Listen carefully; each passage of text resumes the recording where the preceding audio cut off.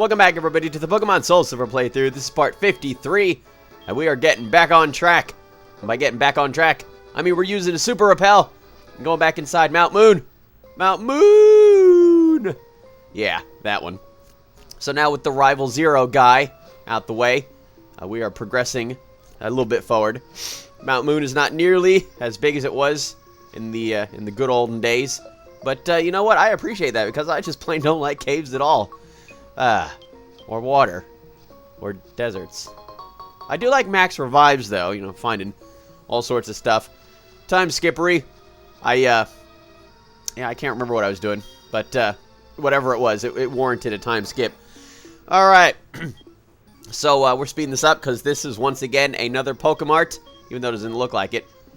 And, here, well, aside from being able to sell stuff, duh, you can buy those drinky drinks that you can usually get out the vending machines, like lemonades and waters and soda.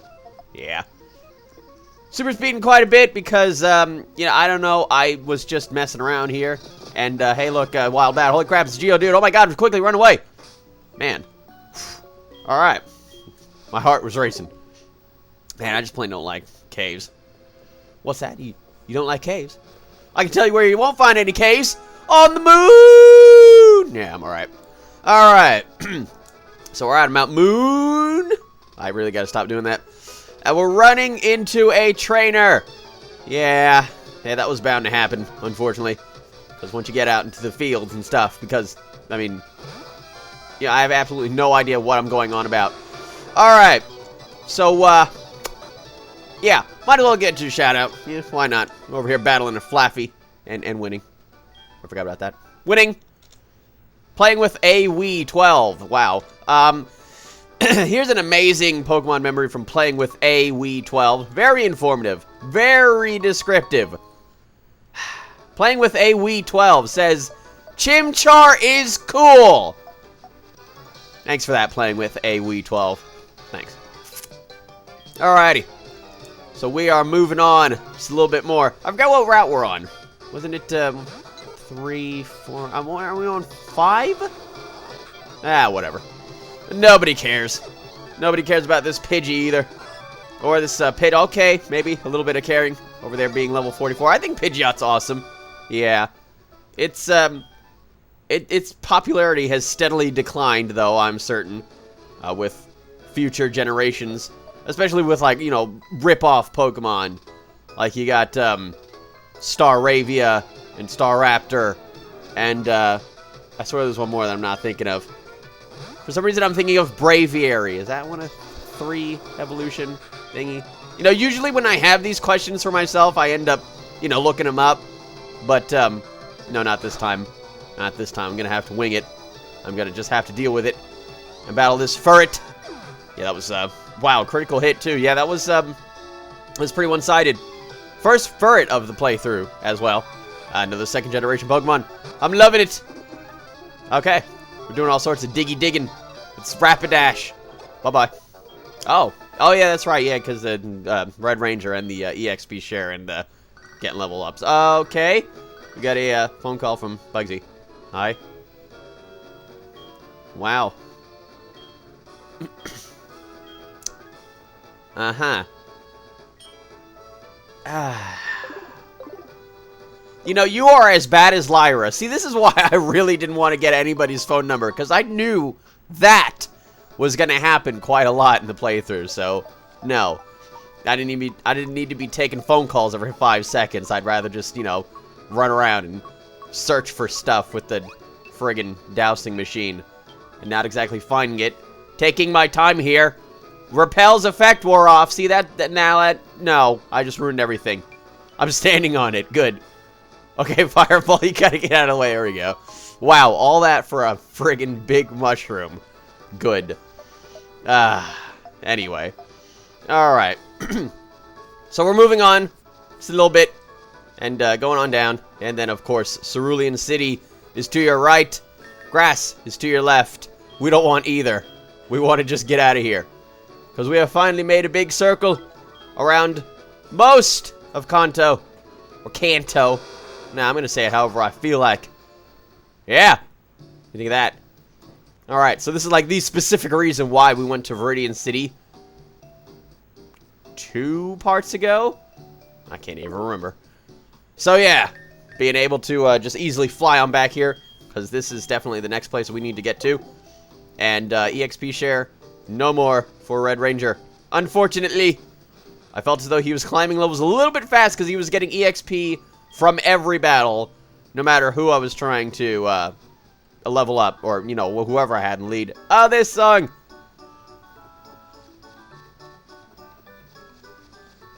Ah, that brings back memories. Hey, look, an apricorn tree. Go get it. Go get him. Anthony, go get him. I never get tired of that sound. Alright. Getting all sorts of apricorn. You know, I really haven't been using them at all. I've been collecting them like mad, but using them just isn't really happening. Alright, what? Okay, there we go. I don't even know. Alright. So we're over here gonna battle this schoolboy. Alright, yeah, good for you. It's like right after class. Like, class isn't even over. He just runs out the classroom and goes, I'm going to battle! Bye. Alright, second further the playthrough. Now, I love how this thing is level 43. Now, I think it would be horrible if while you're starting out in Kanto, all the Pokemon were this level. That would be murderous. Just imagine some kid on Christmas Day. He just opened up his present and was Pokemon Red and or Blue. He's like, thanks, Mom, I'm gonna go play this right now. He loads it up, gets the first Pokemon, goes up. First Pokemon he battles, bam, level 47. Yeah. There's a game that's getting thrown in the trash. Okay, can someone explain to me why this schoolboy has a Jinx? I think that's very inappropriate. Nintendo. Or Game Freak. You know, I don't even know who to place the blame here. Okay, yeah, that's good. You know, use light screen. Okay, yeah, then that happened. And then with the leveling up and everything's going so fast, I can't even follow. Oh, God, it's Fire Punch. Oh, man, we're digging. And we're hitting him. And we're taking him out in one hit. Whoa! All right, that was something else. Oh, I've got a losing record. What? I don't know. I mean, you know, I'm trying to think about it. I mean, if he got his Pokemon up to level 47 and he's never lost, then that's something else. But you gotta consider, you know, like the actual people that play this game, oh, like me. You know, I haven't actually lost a battle, so I don't know. I don't know. Well, at least they left the wild Pokemon the same level. You know, now that I think about it, no, maybe my point is invalid, because there are no actual, like, trainers, you know, in Red and Blue that you can actually battle on Route 1. I believe. I'm pretty sure. I could be wrong. Yeah, there's another one of those questions that I'll probably never have answered. And probably have about 50 people answer in the comments just to prove me wrong. Because they can do that. They can. And they do.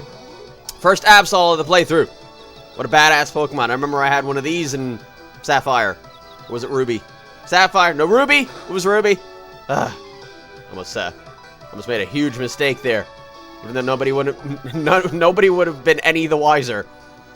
But yeah, taking out that Absol. I like I said many parts ago, if I recall, I think it was part 7, I said Psychic and Dark were like my 2 favorite types. And man, when I saw Absol, that's just a really cool way that it looks. You know, it's just got this whole black and white scheme. It's got red eyes. It's got a big friggin' black scythe coming out of its head. How can I resist? The answer, you can't. It's not possible. You mad? Taking the helm. What? Is that guy's name? Wait, whoa. His name was French? What was his parents thinking when they named him? Man, I'm telling you, the further we get into this playthrough, the weirder the trainer names seem to get. Let's see about this one. Quinn. Alright. I don't know. I guess. Heiwa Alchemist says, my favorite Pokemon memory is when I was younger, when I was watching the anime. I would sing along when they named all 150 Pokemon at the time. I memorized it and occasionally sung it all the way through just for fun. Oh, he's talking about the Poke Rap. Yeah, I used to sing along to that too. Charmeleon, Wartortle, Mewtwo, Tentacruel, Aerodactyl, Ammonite, Slowpoke. Yeah, that was great. My favorite Pokemon is Magikarp, because when Ash and Dr. Quackenpoker ... studied its evolution, it reminded me of the meaning of the koi fish, to never give up in adversity. You know, I don't think that Magikarp was thinking anything near that, or thinking anything at all, for that matter, but still. Alright, we're talking to somebody's mom. I don't really know who, but I guess it's some trainer guy. I'm gonna mess with his PC or not. Hey, let's go jump on his bed. A Wii is huge in Kanto. Oh, that's right, I already made that joke, right. Alright, whatever. I love how they updated it, though. What was it originally?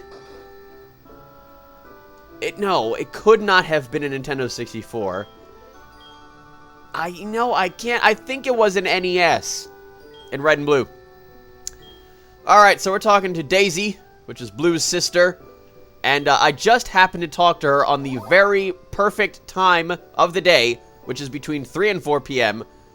And if you do that, then she will offer to groom one of your Pokemon, which works exactly as the Haircut Brothers do in Goldenrod City. And basically it just ups her happiness. So I did it for you, Mad. He definitely needs it. I mean, look at his face. I mean, come on. He's got to get a little relaxation. Alright, using some Super Repel, and then I realized I made a super mistake. Pressing A and nothing's happening. Gee, I wonder why that is. Oh, right! I don't have a Pokemon that has Surf! Oops. Might as well go talk to Professor Oak. Yeah, see, no, when I wanted to talk to the PC, I was kind of hoping to talk to that PC that... Wow, nice face. I was kind of hoping that I'd talk to that PC that lets me move Pokemon. Unfortunately, there are none of those in Pallet Town. Oh, did I mention we're at... Wow. Did I mention we're in Pallet Town? The place where it all began. That's the entire franchise, that's for sure. Okay, wow. Oh, awesome music. Cool. No! No! What now?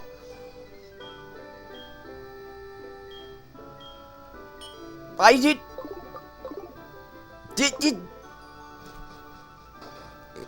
oh, wait, no! I do have a bug-type Pokemon. There he is. On the bottom, second from the left. Oh my god. Even still, go away! Stop calling me!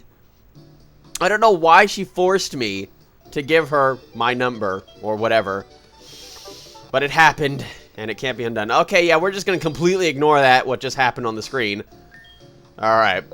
So, yeah, we got a slight team switch going on out here. Switching up. You mad? For a little bit of blah action! Now, I know that, I said, you know, as far as blah and wrestling go, you know, it's not like one without the other. Unfortunately, yeah, I had to make an exception this time. But still, I don't know. I felt really bad about it, you know, if that helps. But, yeah, I needed blah. There was no two ways about it. Alright. Yeah, I'd rather battle. Now, you know... I think I mentioned this before, but I hate caves, and I hate water routes. They're way too long. Every step that you take has the possibility of fighting a wild Pokemon, and there's way too many trainers. Alright.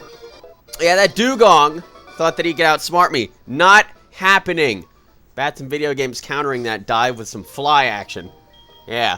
What do you think of that, Mr. Using the rip-off of the fly move? Yeah! Got schooled by fly. Yeah, no, that's not really helping with the... Wow, I can't even talk to him. Cool. Wow. Man. You know, why? You know, I should be able to... No, I'm gonna let it go. I'm gonna let it go. John Skullshade 666 says, my favorite memory would have to be catching a shiny Ponyta at Mount Silver in my Pokemon SoulSilver while trying to train my Gulpin up. It later evolved into a Rapidash with a smoke-like mane. Yeah, I gotta admit that shiny color is pretty awesome.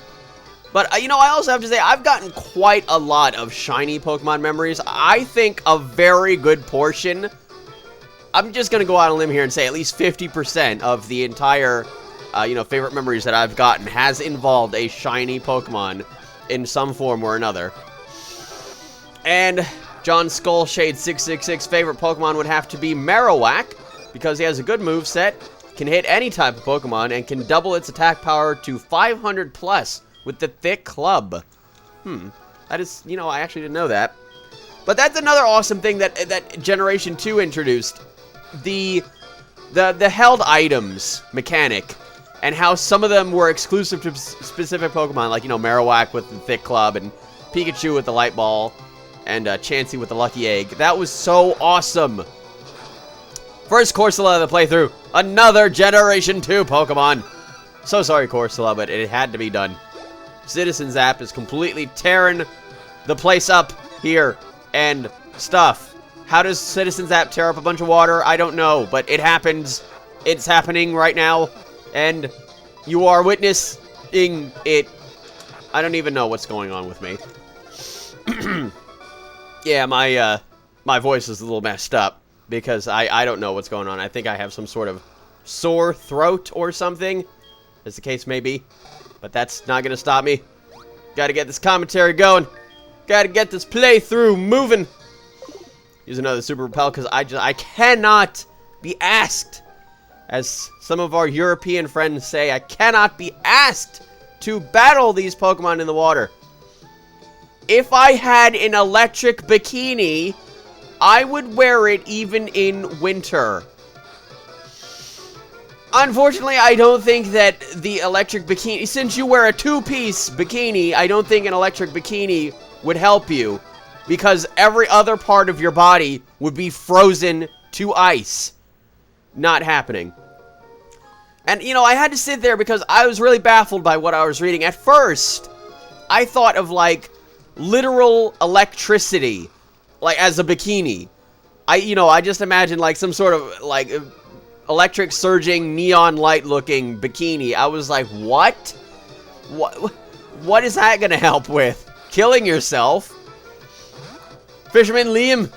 Alright. Liam. The silly names just never stop, do they? Alright. So, Little Usagi, 1, 2, 3, 4, says, I remember I used to watch Pokemon with my big brother all the time when I was really young. I would always end up obsessing over all the cute Pokemon, while my brother would obsess over the cool-looking Pokemon. I would always try to convince him that the cute Pokemon were the best. I was quite stupid back then.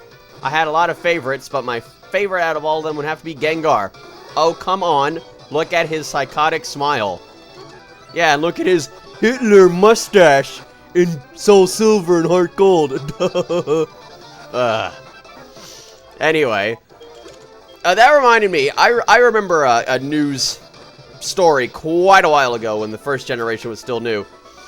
And I remember them talking about how the boys would, like, always go with, like, the cool-looking Pokemon. You got Charizard, and you got Blastoise, Venusaur, and Mewtwo. And the girls, I think the story was basically that, girls were getting into Pokemon as much as the boys were, but the only problem was, of course, there was, like, no gender selection back then in the games. And how they were basically, I don't know if they were trying to stereotype, but I remember they were saying something about how the girls enjoyed the cute Pokemon more, like the Clefairies and the Wigglytuffs and Meowth, I guess. I don't friggin' know, but yeah, I do remember that, just vaguely. Mantine, first one of the playthrough, another Generation 2 Pokemon. What's going on here? See, that's a big problem. Mantine. Water and flying. Not gonna survive that. Nope. Sorry, Mantine. So sorry. I do like it. Mantike. I remember the first time I saw... Oh, no! What do you want now? I don't care! Go away! What do you want from me? What is the point of even mentioning that? Oh, hey, here's Bugsy, the bug-type gym leader. Did you know I was doing research on bug-type Pokemon? It's true. Yeah, like, I never would have guessed that. It always seems like, you know, like, every single one of the gym leaders is some sort of, like, philanthropist. Yeah, of course I had to stop. Why is this happening? Of course I had to stutter on that.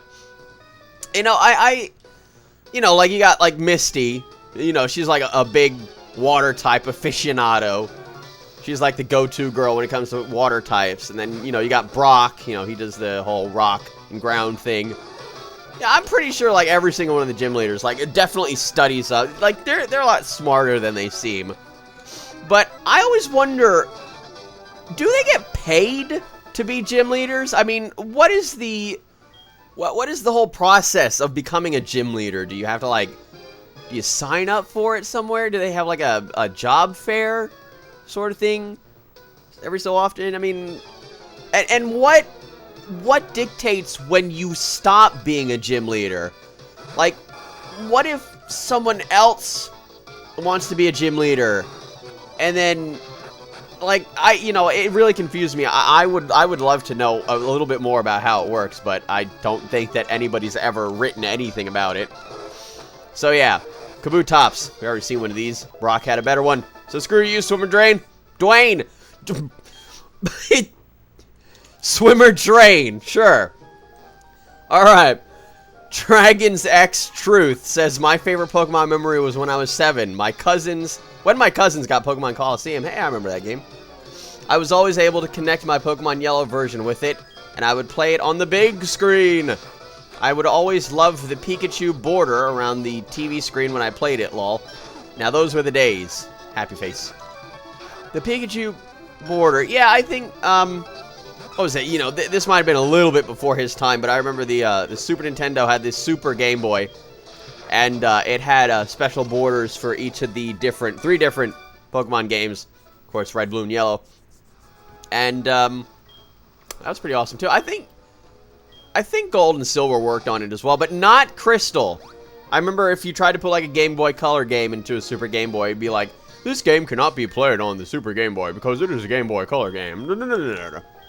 So yeah, like by the time the Game Boy Color came out, the Super Game Boy was already obsolete. That's pretty disappointing.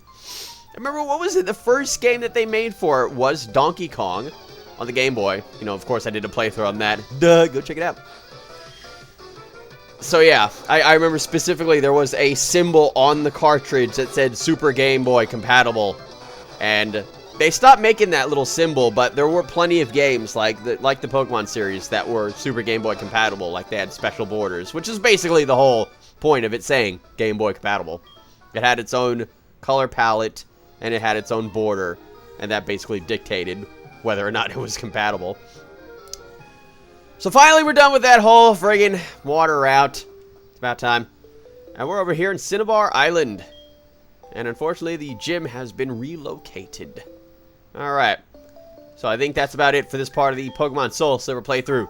Join me in part 54. Where, yeah. Unfortunately we're going to be having to go across some more water. Hopefully this little problem will have remedied itself by then. Y'all, look at that Citizen Zap rolling little rocks around.